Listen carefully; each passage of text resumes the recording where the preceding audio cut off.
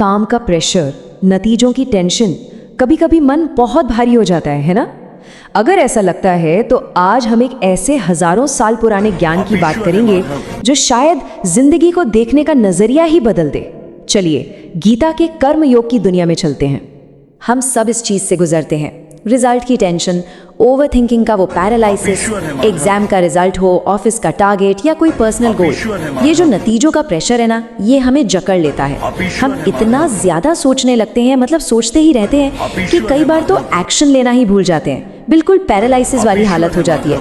एक जानी पहचानी सी फीलिंग है ना?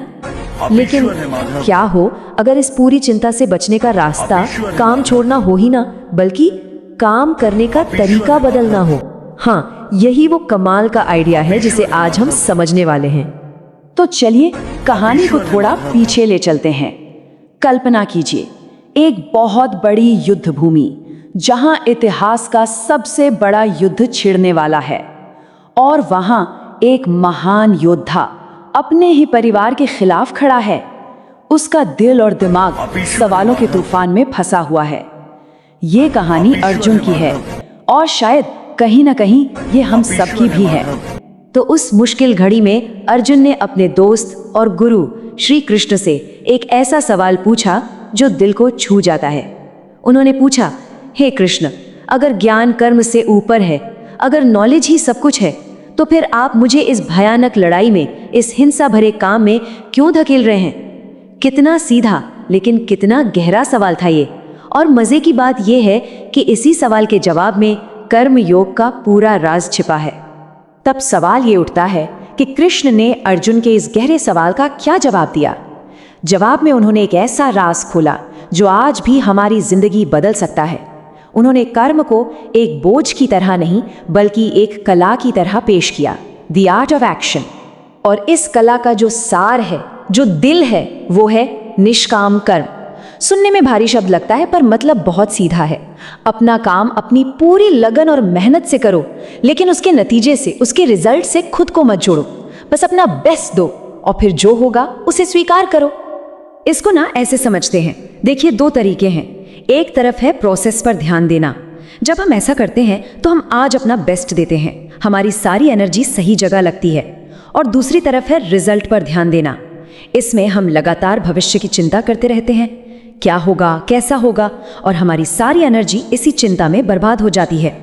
तो एक रास्ता शांति और अनुशासन की तरफ जाता है, और दूसरा सीधा प्रेशर और बर्नआउट की तरफ।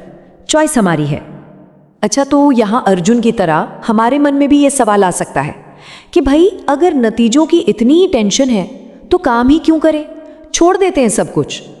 लेकिन कृष्ण समझाते हैं कि काम से भागना, या जिसे हम अकर्मण्यता कहते हैं, वो कोई सोल्यूशन है ही नहीं। असल में वो तो पॉसिबल ही नहीं है। क्यों पॉसिबल नहीं है? इसके लिए कृष्ण 3 बहुत मजेदार बातें बताते हैं। पहली सच्चाई, जीवन ही कर्म है। हम एक पल के लिए भी बिना कुछ किए नहीं रह सकते। अरे सांस लेना भी तो एक कर्म ही है, इससे कैसे भाग सकते हैं?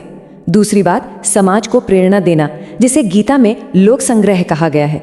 मतलब जो लोग लीडरशिप पोजीशन में हैं, उनके काम दूसरों के लिए एक मिसाल बन जाते हैं।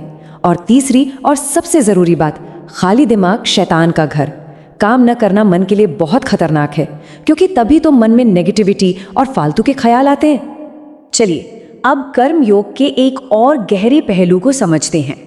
एक ऐसी चीज जो हमारी ज्यादातर परेशानियों की जड़ में होती है, और वो है हमारा मैं, हमारा अहंकार या ईगो।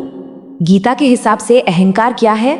कोई बहुत बड़ी चीज नहीं, बस ये छोटी सी सोच कि मैं करने वाला हूं, मैं करता हूं, ये जो मैंने किया ये सब मेरी वजह से हुआ वाली फीलिंग है ना, बस यही अहंकार है। ये विश्वास कि हम ही हर चीज के कर्ता धर्ता हैं। लेकिन यहीं पे कृष्ण एक माइंड ब्लोइंग बात कहते हैं। वो कहते हैं कि असली ड्राइवर हम हैं ही नहीं, असली शक्ति तो ये पूरा सिस्टम है, ये पूरी कायनात है जिसे प्रकृति कहा गया है। हम तो बस इस बड़ी सी व्यवस्था का एक हिस्सा है जो अपने अपने स्वभाव के हिसाब से काम कर रहे हैं। जरा सोचिए, ये एहसास होते ही मैं का कितना बड़ा बोझ हल्का हो जाता है ना। ठीक है, तो ये सारी फिलॉसफी तो बहुत अच्छी है, लेकिन सवाल ये है कि इसे अपनी रोज़मर्रा की ज़िंदगी में कैसे उतारें, इसे असल में प्रैक्टिस कैसे करें। तो चलिए अब बात करते हैं आपकी प्रैक्टिकल टूल किट की। सबसे पहली चीज, आज का सर्वश्रेष्ठ पर फोकस करें। मतलब अपनी पूरी एनर्जी प्रोसेस में लगाइए, परिणाम की चिंता में नहीं। दूसरा, एक रूटीन बनाइए। काम से भागिए मत, भले ही वो बोरिंग क्यों न लगे।